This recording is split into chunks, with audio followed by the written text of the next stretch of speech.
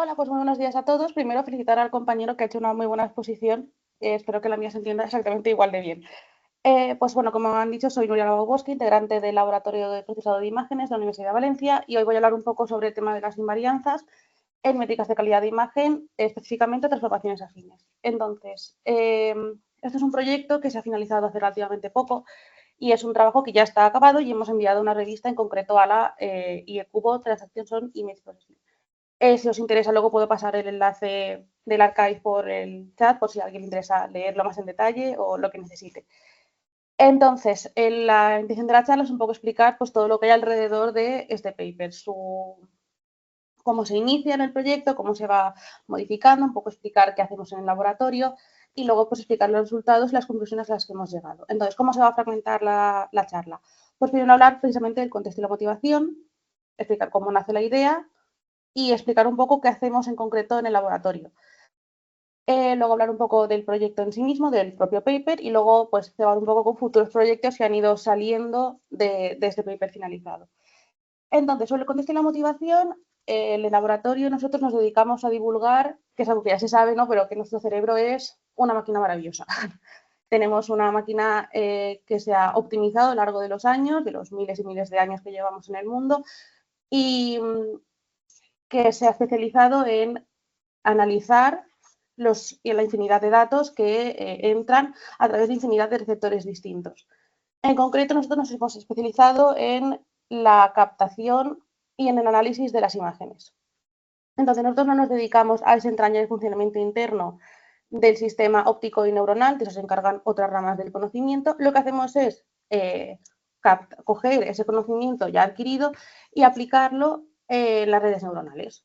Y lo que hacemos es testearlo una vez ya está integrado en diferentes tipos de problemas. Pues clasificación, detección, montaje de puzzles, inferencia de pose, que hablaba un compañero en otro matinal hace unas semanas, y en concreto nuestros tutores han especializado y nos estamos especializando a nosotros en calidad de imagen.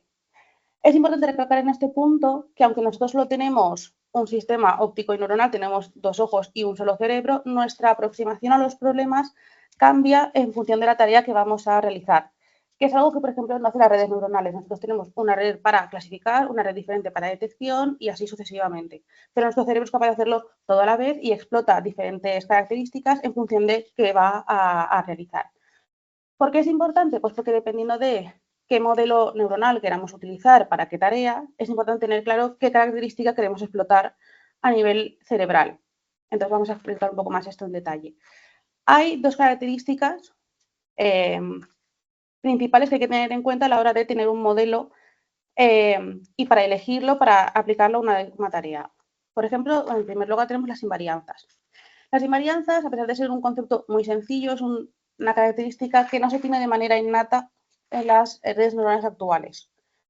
Una invarianza es pues, un problema de clasificación, nos interesa que nuestro modelo sea invariante. Imaginemos que tenemos esta imagen del perro y yo te pregunto, ¿qué es? Y todo el mundo dice, un perro. Y si ahora cojo el perro y lo traslado g píxeles hacia la derecha, la pregunta sigue siendo la misma, ¿qué ves? Y la respuesta sigue siendo un perro.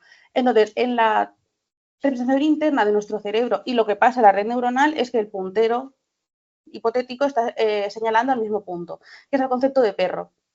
Entonces, esto nos interesa mucho en redes de clasificación porque me interesa que, independientemente de la modificación que sufra la imagen, necesito que mi cerebro siga respondiendo, es un perro. Entonces, esto en redes de clasificación nos viene muy bien. Por otro lado, tenemos las equivarianzas, que sí que vienen dadas innatas en las redes convolucionales, que son lo que se utiliza para problemas de detección. Ahora tenemos la imagen del perro y preguntamos, ¿dónde está el perro? Y todo el mundo señala al centro. Y si traslado g píxeles el perro, el puntero cambia y se traslada g píxeles hacia la derecha porque el perro se ha modificado dentro de la imagen. Entonces, la representación interna, los punteros señalan a sitios distintos y se desplazan de manera equivalente. Entonces, estas dos son conceptos como muy amplios y nos hace falta tenerlos en cuenta para poder elegir una red cuando vayamos a aplicarlo según qué tareas. Además de estos conceptos globales, en el paper y en las métricas de calidad de imagen es necesario darse cuenta de que es necesario hacer un pequeño apunte de que la invarianza también se puede dar en términos más sutiles. En métricas de calidad de imagen lo que se mira es la diferencia entre imágenes. Yo te doy estas dos imágenes y te pregunto, ¿son la misma? Y todo el mundo dice, no, porque aunque el perro es el mismo, la imagen no es la misma porque está el perro trasladado hacia la derecha. Pero hay un pequeño margen en el que yo puedo mover al perro y la gente no se da cuenta, nuestro cerebro no es capaz de discernir si son o no la misma imagen. Si lo traslado un píxel, lo normal es que no nos demos cuenta de que son imágenes distintas. A esa pequeña distancia que puedo mover el perro sin que nos demos cuenta es lo que se llama umbral de invisibilidad, y dentro del mundo de las métricas perceptuales eso es una invarianza a la traslación. Entonces, tenemos los conceptos más globales y los conceptos más restringidos.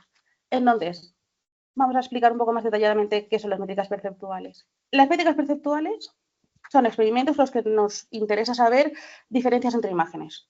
Es una especie de distancia entre dos imágenes puestas, pero de manera subjetiva porque las mide el ser humano. Entonces, dado una imagen de referencia y dos imágenes y dos modificaciones de la misma, lo que se pregunta es ¿cuál es más parecida a la original? Entonces, una persona normal, en un contexto normal, se da cuenta de que estos cuadrados superpuestos son del mismo color que el fondo, y en este caso no. Entonces lo normal es que todo el mundo diga que la imagen 1 se parece más a la original que la imagen 2. Esto se va repitiendo a través de un montón de imágenes, de muchas distorsiones distintas, y se va pidiendo a la gente que vaya votando. Y con esas votaciones lo que se calcula es la métrica MOS, que es una media entre observadores. Y esto se hace a través de un ranking de puntuaciones, lo que es una pésima idea. Una muy mala idea. ¿Por qué? Pues porque lo habitual es hacer este tipo de experimentos con bases de datos que contienen muchísimos tipos de imágenes distintas, en las que no se tiene en cuenta si tienen altas o bajas frecuencias dentro de las imágenes, que se ponen un montón de distorsiones distintas sin tener en cuenta la naturaleza de las distorsiones, y además tengo un montón de grados distintos de distorsión, y son experimentos muy complicados de llevar a cabo. Porque lo normal es tener a la persona sentada botando imágenes tranquilamente 40 minutos. Entonces la gente se lo toma muy en serio los primeros 10 y luego la siguiente media hora es un poco a voleo, y entonces esas métricas suelen ser muy malas descriptoras del suceso de las métricas perceptuales. Entonces, ¿qué pasa? Que además de tener el MOS, que no es una buena métrica, lo habitual es evaluar los modelos de calidad subjetiva de imagen en función de lo bien que correla con los valores del MOS. Entonces, si el MOS es una mala descriptora del suceso, que además mi manera de evaluar los modelos es ver lo bien que correla, pues entonces estamos arrastrando el error infinitamente. Entonces, esto es un problema que tienen en general todas las métricas de calidad de imagen subjetiva. ¿Qué pasa dentro de los modelos exactamente para que se diga que esto funciona mal? Lo que suele pasar dentro de las métricas, dentro de los propios modelos, es que la imagen original se traslada a un punto del espacio, el que sea, dentro de una representación interna del modelo. Cada modelo tiene el suyo, algunos lo hacen peor y otros lo hacen mejor, y se hace lo equivalente con la imagen 1 y la imagen 2. Y luego, dentro de ese espacio de representación interna, se miden distancias. Esto es lo que hacen las nuevas métricas perceptuales. Pues a la que imagen 1 se le otorga una distancia más corta, más pequeña, y a la imagen 2 una más larga. Y esto luego es lo que se correla con el MOS que hemos calculado antes. ¿Que correla bien? Pues mi métrica es súper buena. ¿Que correla mal? Pues mi métrica es muy mala y tengo que mejorarla. El problema de esto es que pasan cosas como pasa con la imagen de Einstein. Esta es una imagen que solemos poner mucho cuando vienen estudiantes al laboratorio y nos preguntan qué hacemos. Entonces solemos jugar a ¿qué Einstein es más feo? Y entonces los chavales pues van puntuando en función de lo que ellos creen que se parece más a la imagen original. Entonces, esta es la imagen original. Las dos primeras filas son distorsiones de la imagen original, que son distorsiones que cambian la estructura de la escena, pues son pixelados, ruidos de serpimientas, ruidos gaussianos, desenfoques, ese tipo de transformaciones. Y luego en la última fila tenemos transformaciones afines, que son pues pequeños desplazamientos, pequeñas rotaciones, hacer un poco más pequeño a la foto de Einstein, hacer un poco más grande, ese tipo de transformaciones que tienen la particularidad de que no cambian la estructura de la escena. Entonces, por eso es importante estudiar las transformaciones afines. Entonces, lo que suele pasar es que la gente cree que son más feos los Einsteins de arriba, pero las métricas piensan que no, que esas pequeñas diferencias que les generan las transformaciones afines son muy pesadas para ellas, son verdaderamente importantes. Entonces, devuelven valores de métrica muy altos. Aún así, eso es lo que suele pasar con las métricas habituales. Luego hay métricas que se han hecho a posteriori que intentan un poco paliar este problema, pero no suele ser lo más común. Lo normal es que la gente, a día de hoy, a pesar de que SSIM, que es la métrica más utilizada desde que el mundo es mundo, se ha dicho y redicho que no funciona bien, la gente lo sigue utilizando porque es la más famosa. Pues hay que evitar que esto siga pasando. Entonces, a sabiendas de cómo se comportan las redes, las métricas de calidad de imagen con las transformaciones afines es la razón por la que salió el proyecto. Entonces, el proyecto lo que busca es intentar encontrar, bueno, lo que propone una nueva metodología para evaluar métricas de calidad de imagen en función de lo bien que se comportan con las transformaciones afines. Eso es de lo que va el proyecto. Como un último apunte sobre transformaciones afines, decir que son muy importantes ya no solo porque no cambian la estructura de la escena, sino también porque son las transformaciones naturales que vivimos en el día a día. Lo normal es que tú te muevas, las cosas se mueven y tú puedes coger una cosa y alejarla de ti y acercarla, entonces cambia el tamaño, la puedo rotar y en todos los contextos en el que vivo, las transformaciones afines pues forman parte de mi vida. Entonces nuestro cerebro es especialmente resistente a ese tipo de transformaciones porque en todas ellas entiendo que la botella es la misma y mi cerebro pues está acostumbrado a ver este tipo de modificaciones. Entonces, es por eso por las que las transformaciones afines son tan importantes a nivel cerebral y a nivel práctico, porque luego queremos que hayan modelos de conducción autónoma y entendemos que el hecho de que una persona se aleje o se acerque al coche no debe ser realmente importante para la conducción autónoma, se tiene que seguir respetando igual. Entonces, he explicado un poco el contexto, espero que se haya entendido bien, y la motivación del proyecto. Vamos a hablar del proyecto. El proyecto ha sufrido muchísimas modificaciones desde que se planteó en el inicio, porque esto nació como un pequeño apéndice de mi TFM de hace justo un año y a lo largo de este año ha sufrido muchísimas modificaciones y se han ido añadiendo capas y capas de dificultad y al final se ha hecho mucho más multidisciplinar de lo que en principio se esperaba, porque hemos añadido pues la parte de óptica y neurociencia, que es la que pues, le faltaba un poco al TFM. Entonces, al inicio de los tiempos, se empezó con la base de datos de MNIST, que son imágenes con fondo negro con números manuscritos en blanco, a los que les aplicábamos las diferentes transformaciones afines. Al inicio, rotación, traslación y escala. Luego lo aplicábamos a los diferentes modelos, que tenemos el MSE y el SSIM por conveniencia, porque son los baselines, y luego tenemos 4 en estado del arte, y luego buscábamos los resultados, en los que se buscaban, en líneas generales, regiones de invisibilidad. Entonces, esto en realidad no es un proyecto difícil, porque computacionalmente, o sea, a nivel de programación es un poco muy sencillo, pero a nivel de coste computacional no tanto, porque tengo que coger una imagen, rotarlo 0 grados, pasarlo por el modelo y ver cómo se comporta. Cojo la misma imagen, lo roto 0,5 grados, lo paso por el modelo y miro a ver cómo se comporta. Eso al final me devuelve una curva de comportamiento y es en la que tengo que buscar posibles regiones de invisibilidad, que en principio no existen porque cualquier modificación en la imagen me devuelve algo distinto del cero en los modelos de calidad de imagen. Entonces ahí es donde tengo que ver si son anchas o cómo se comporta o ese tipo de cosas. Lo que pasa es que esto rápidamente mutó a el siguiente paso. Una vez teniendo el código hecho, es muy goloso probar bases de datos diferentes. Pues en lugar de blanco y negro, que es como muy naif, vamos a probar imágenes de diferentes tamaños, grandes, pequeñas. Ahora le pongo color, ahora le pongo máxima resolución. Ya que está hecho, pues te pones. Pero claro, eso son 250 por 4 bases de datos distintas para probar con las transformaciones de antes más los cambios de iluminantes. Porque también es importante saber otra transformación afín que se puede considerar es el cambio de iluminante, porque el sol va cambiando su posición, va cambiando la luz que arroja sobre el mundo y eso también hace que mis ojos perciban de manera distinta las imágenes que durante el día se vean de una forma distinta. Entonces, pues también metimos cambios de iluminante, porque pues ya que estás, pues lo haces. Pasamos por los mismos modelos y en busca de resultados buscamos regiones de invisibilidad y comparar con umbrales con los humanos, que sería como lo que tendría más sentido. Estos umbrales humanos los sacamos en principio de la literatura clásica, que es algo que se estudia, o sea, saber cuánto mínimo traslación tengo que dar para que yo me dé cuenta de que son cosas distintas, es algo que se ha estudiado y ya, o sea, era en 1960, o sea, antes de 1900 ya son cosas estudiadas. Y luego en buscar regiones de invisibilidad dijimos, en lugar de mirar a ojo regiones de invisibilidad, vamos a medir una región de invisibilidad general para humanos, que es algo que eso sí que no se ha hecho en términos de MOS, y a partir de ahí pues se sigue. ¿Qué pasa? Que buscar esa región de invisibilidad en humanos implica hacer un experimento psicofísico. Y ya que estábamos, ¿para qué te vas a quedar con umbrales humanos medidos hace 100 años si puedes calcularlos ahora con imágenes de alta resolución a color?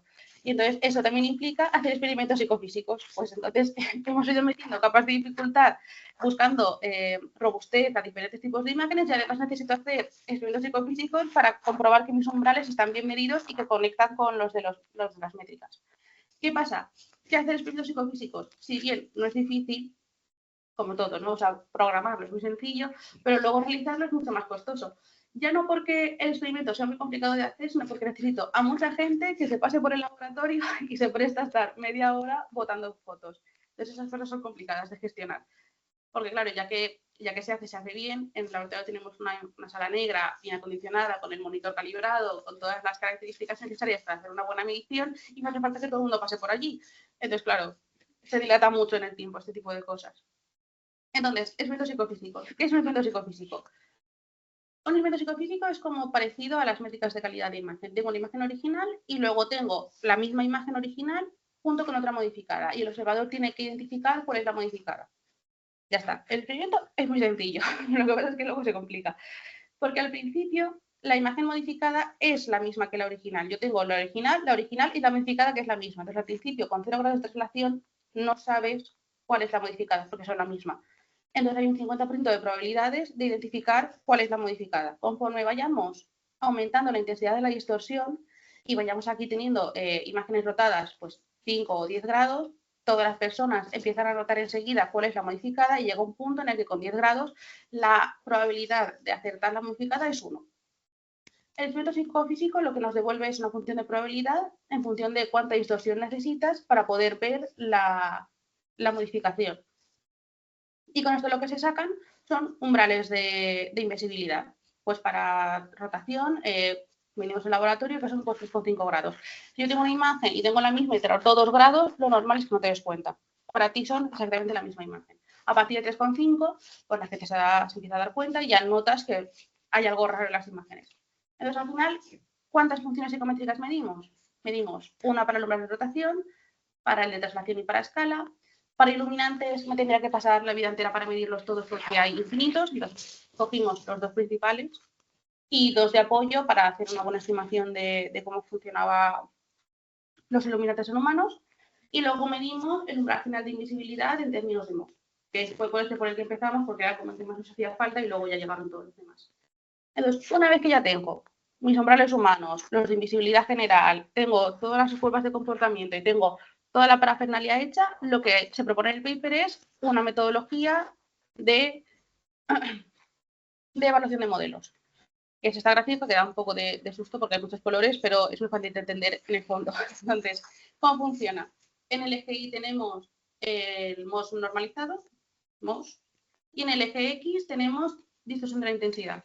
O sea, intensidad de la distorsión, perdón.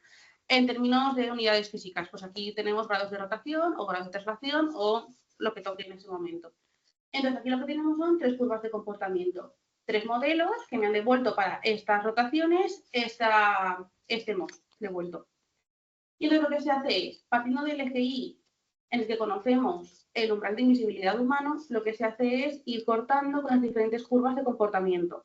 Esos puntos de corte se proyectan sobre el eje X, sobre los grados de rotación, y además con una pequeña incertidumbre, porque todas las funciones psicofísicas devuelven siempre una incertidumbre. El umbral es 3,5 grados más menos 0,5, más o menos.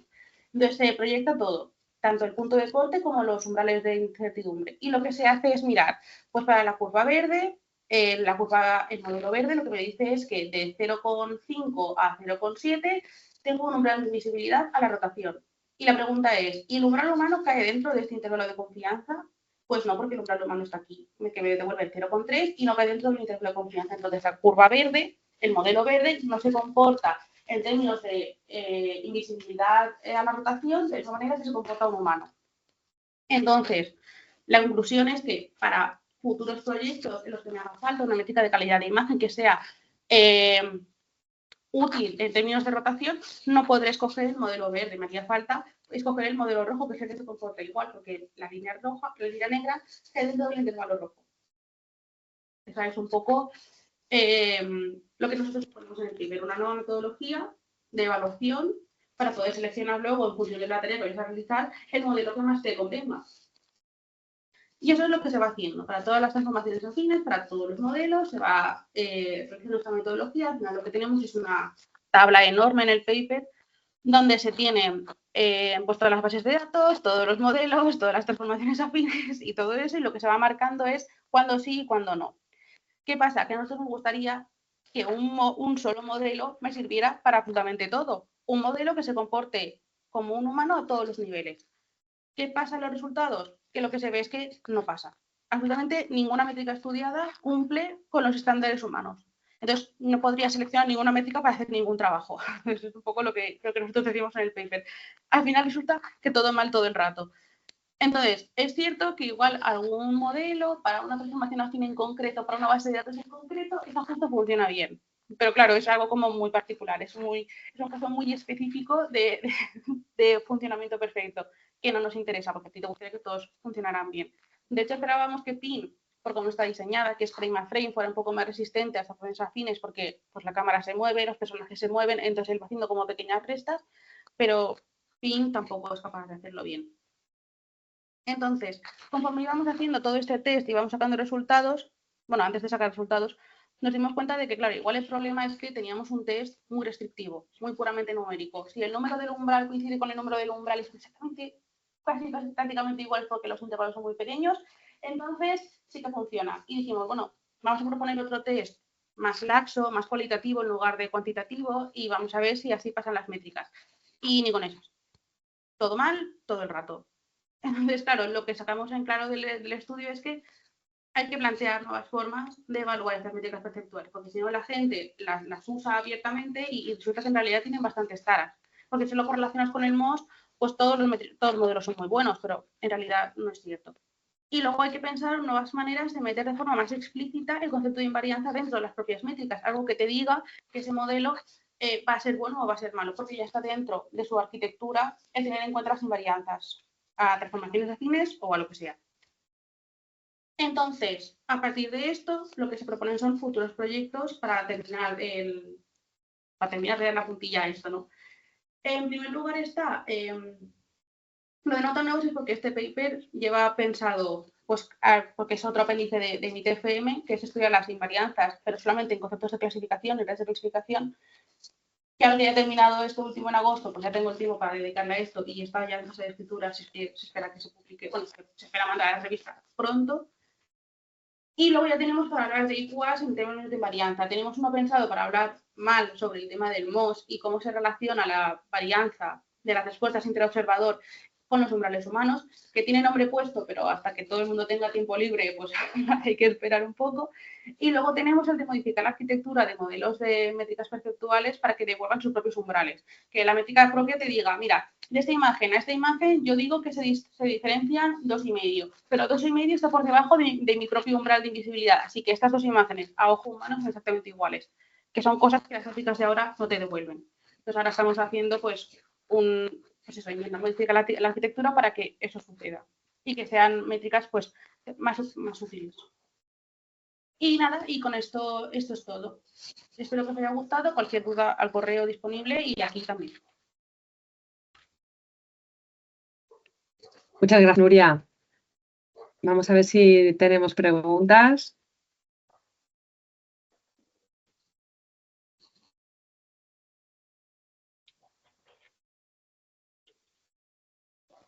Bueno, yo por mi parte quería preguntarte, el resultado de este paper me parece muy relevante y quería preguntarte estas gráficas que habéis sacado y la metodología para medir las diferentes métricas, ¿cuánto impacto crees que va a tener en general o está teniendo ya en la evaluación de imágenes?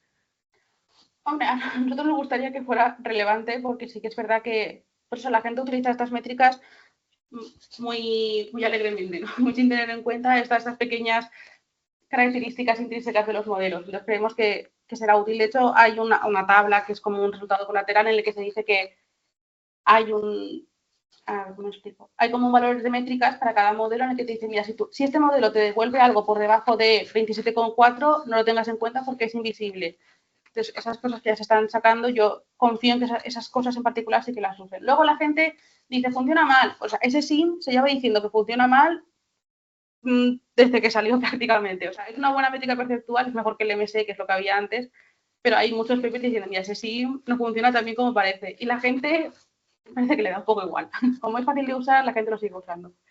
Pero bueno, yo confío en que la gente lo lea y que se dé cuenta de que no es oro todo lo que reluce. Vale, muchas gracias. A ver, tenemos aquí una pregunta de Alfredo. Sí, Nuria, muchísimas gracias. La verdad es que para los que venimos de otras áreas nos viene muy bien. Nos viene muy bien estas explicaciones. Te lo digo un poco como lo he entendido y de una forma muy simplificada. O sea, es como si a la hora de utilizar estos algoritmos es como si contrataras a personas y no verificaras si tienen buena visión o no.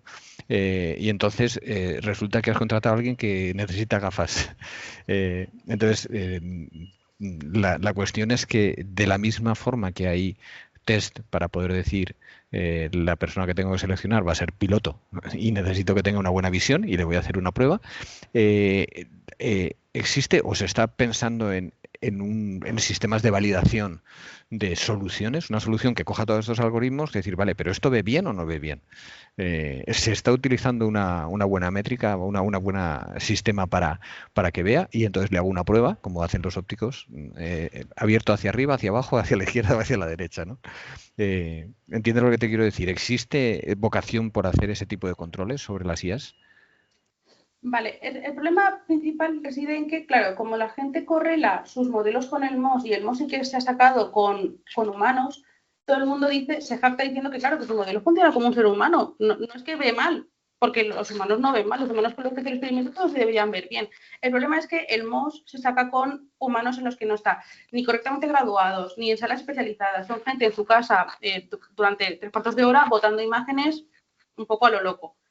Entonces, claro, todo el mundo dice, no hace falta que verifiques mi modelo porque mi modelo ya está verificado porque corre bien con el MOS. Entonces, claro, entonces aquí tenemos un problema.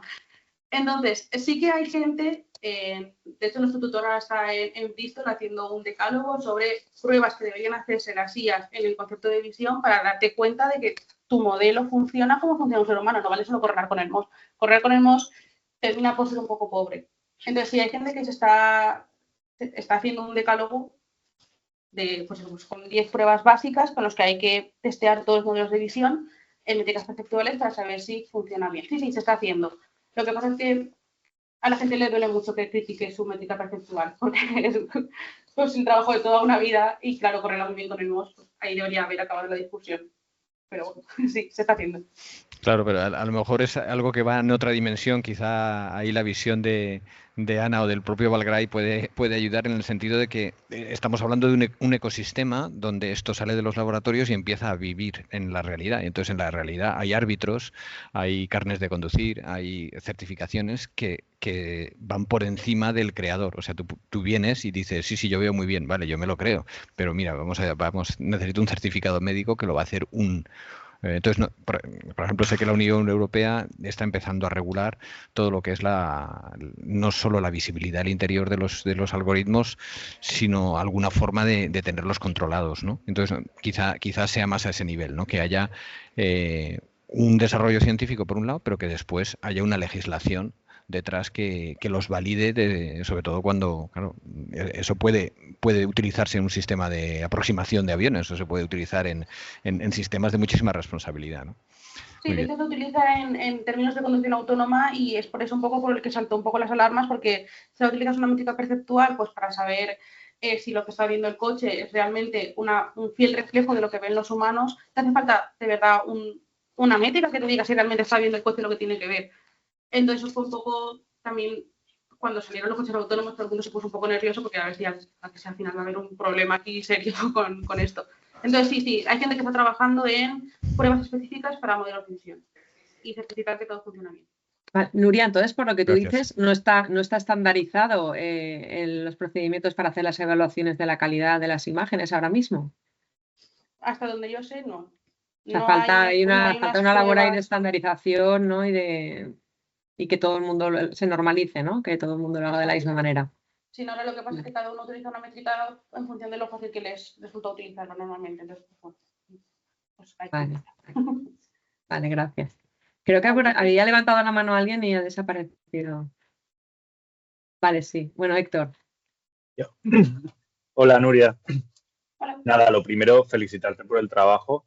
Es un trabajazo y se nota que tienes perspectivas y tienes ganas de seguir. Y también felicitarte porque publicar un artículo que tiene resultados negativos o que tiene ese tipo de resultados muchas veces es difícil. Es difícil en las revistas porque la gente siempre quiere un resultado bonito y decirles, como tú estabas diciendo, que no siempre es así, es complicado. También te quería comentar que este tipo de perfiles ahora mismo en la industria y en las empresas está buscando mucho lo de certificación o validador de IA. O sea, que es un puesto emergente y parece que tiene mucho futuro.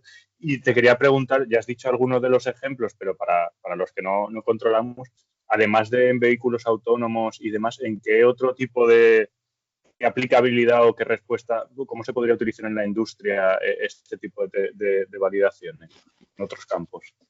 Yo en otros campos que lo he visto, porque claro, nosotros en laboratorio muchas veces son, a ver, no hacemos tonterías, porque eso sería falta de la verdad. Somos muchos de hacer ejemplos de juguete, en plan, nosotros nos reunimos los 4 o 5 que somos del grupo, vemos imágenes, entonces hacemos muchos experimentos nosotros solos, entonces hacemos mucho experimento de juguete. Entonces, aparte de la conducción autónoma, yo lo he visto aplicar también a imágenes médicas.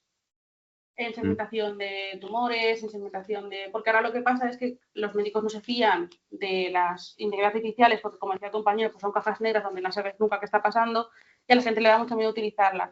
Entonces sé que se han utilizado estas métricas también para ayudar a la industria médica a hacer mejor, no es hacer mejor, es hacer más rápido el trabajo que están haciendo ellos a mano. Una primera Más aproximación que se eficiente. haga con este tipo de herramientas. Además de con los médicos, también hay un ejemplo en la cabeza y se me acaba de ir ahora mismo.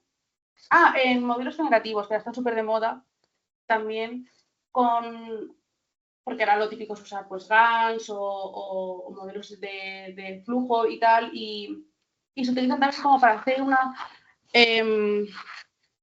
dar una opinión humana sin que realmente haya un humano presente. Entonces yo saco una imagen generada y la pregunta sería, ¿de verdad se parece al perro que estoy intentando generar? Y hay una métrica perceptual que te dice, sí, se parece a un perro. Pues este tipo de feedback que se haría mucho más rápido si tuviéramos dos métricas perceptuales de por medio. Hay gente que ya lo está haciendo, pero sí que es verdad que no me consta lo bien que les funciona.